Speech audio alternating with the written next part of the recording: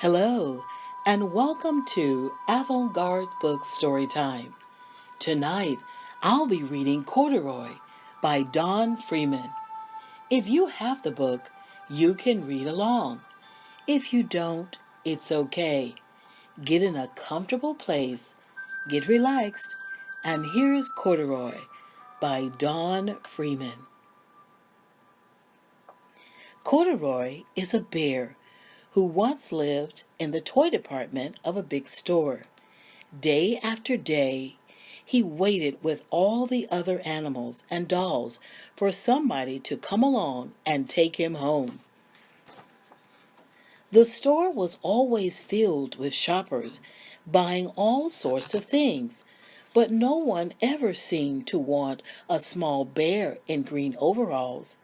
Then one morning, a little girl stopped and looked straight into Corduroy's bright eyes. "Oh, Mommy," she said, "look, there's the very bear I've always wanted." "Not today, dear," her mother sighed. "I've spent too much already. Besides, he doesn't look new. He's lost the button to one of his shoulder straps." Corduroy watched them sadly as they walked away. "I didn't know I'd lost a button," he said to himself. "Tonight I'll go and see if I can find it."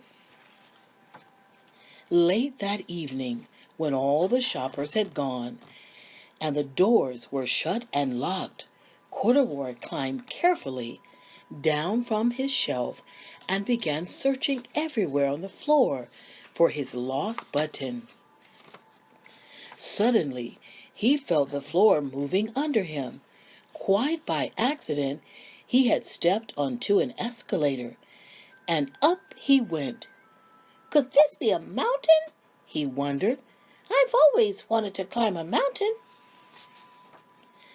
He stepped off the escalator as it reached the next floor, and there before his eyes was a most amazing sight.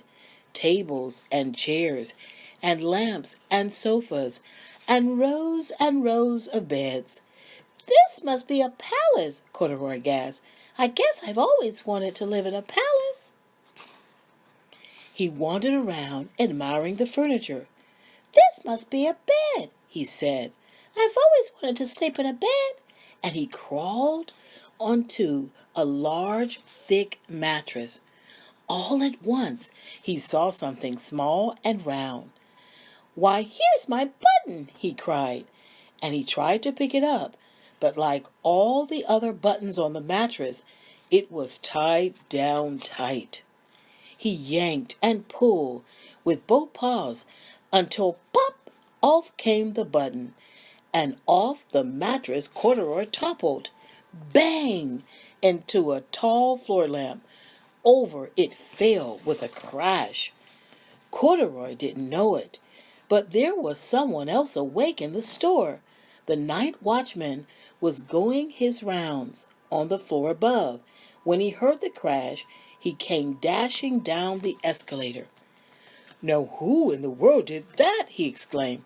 "Somebody must be hiding around here."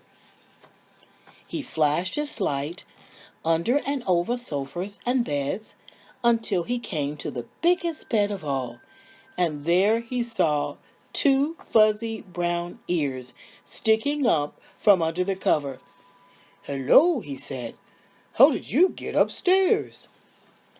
The watchman tucked Corduroy under his arm and carried him down the escalator and set him on the shelf in the toy department with the other animals and dolls.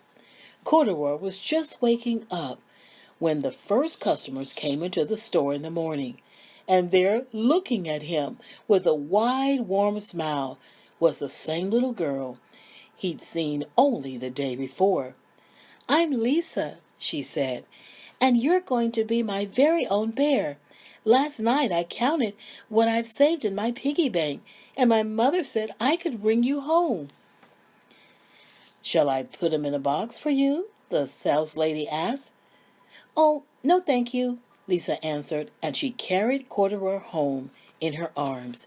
She ran all the way up 4 flights of stairs into her family's apartment and straight to her own room. Corduroy blinked.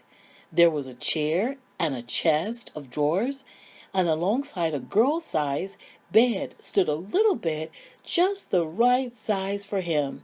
The room was small, nothing like that enormous palace in the department store.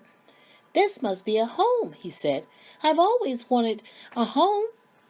Lisa sat down with Corduroy on her lap and began to sew a button on his overalls.